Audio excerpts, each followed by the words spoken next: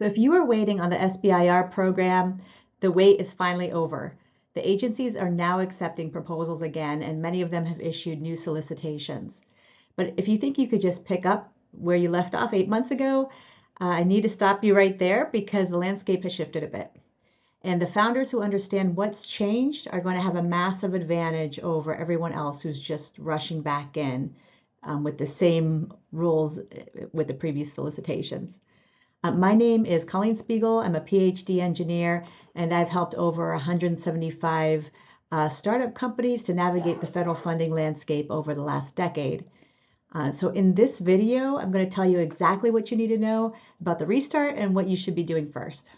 So I'll first start with what actually happened. The SBIR program, which stands for the Small Business Innovation Research Program, was stalled from October 2025 through April 2026. And some agencies are just starting to issue solicitations again within the last week or two. During that time, agencies were not accepting any new proposals or project pitches. The timelines were frozen, and thousands of startups who depend on this funding were left in complete limbo. So now that the program has restarted, the knee-jerk reaction for a lot of founders is to immediately prepare a proposal. And I understand that because we've all been waiting for this to reopen. Of course, you need the funding, and that's why, the urgency. But for some people, that urgency is going to actually hurt them because everyone that was waiting is now rushing back in at the same time. And the competition in the next 2 cycles is going to be more intense than we've seen in the past. Reviewers are going to be reading more proposals than usual, which means yours needs to be sharper than ever. So during the shutdown, those 8 months, a few important things shifted. First, the agencies themselves. The program managers changed at some of the agencies. Many of the federal priorities were reevaluated, especially when it comes to the grants program. And the technical and commercial focus areas in some solicitations have shifted. So don't assume that the priorities from the solicitations last year are still exactly the same. So read the new solicitations carefully. Second of all, your competition got better. A lot of founders use that downtime to strengthen their proposals, their commercialization plans, and their technical narratives. So the bar has risen a bit due to the shutdown. And third, the reviewers are skeptical of stale applications. So if you're submitting something you prepared 18 months ago without updating it, experienced reviewers may notice because the market data goes stale, the technology comparisons go stale, especially in today's age more than ever. The landscape changes very rapidly, especially for areas such as AI. So your competitive landscape needs to be current. So what are 3 things you need to do first? So do these 3 things in this order. If you haven't already done this, the number 1 thing is to register on sam.gov. If your sam.gov registration lapsed during the shutdown, you cannot submit a proposal. This is the single most common reason proposals are disqualified, or a lot of times you can't even submit them. And with certain agencies, you won't even be able to see that until the final step of your proposal submission.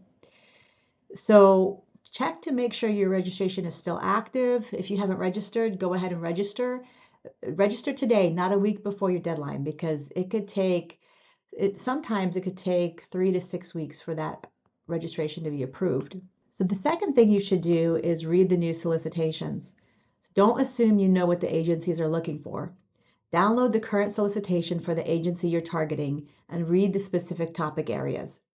Look for what's new, what's been removed, and what the current focus areas are.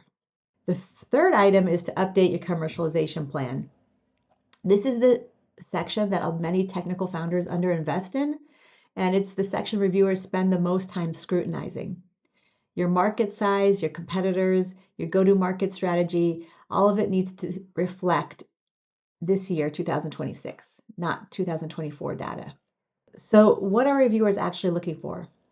I reviewed hundreds of NSF, DOE, NIH, and other types of proposals over the course of my career. And the proposals that win do these 3 things. The first thing is they tell a clear story from the beginning. Reviewers want to understand not just what you built and how great your technology is, but why someone would pay for it and how you're going to reach them. They demonstrate commercial traction or validation. Even at phase 1, reviewers want to see that you've talked to customers, identified a real market, and have some evidence of demand. They have realistic, milestone-driven R&D plans. Vague timelines and hand-wavy technical milestones are red flags. So if you have specific milestones tied to go, no-go points, this shows reviewers that you understand what you're doing.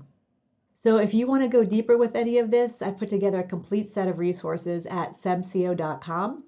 I have several books covering commercialization planning, research and development planning, non-dilutive funding strategy, and SAM.gov registration. So these are all written specifically for deep tech startup founders navigating exactly this situation.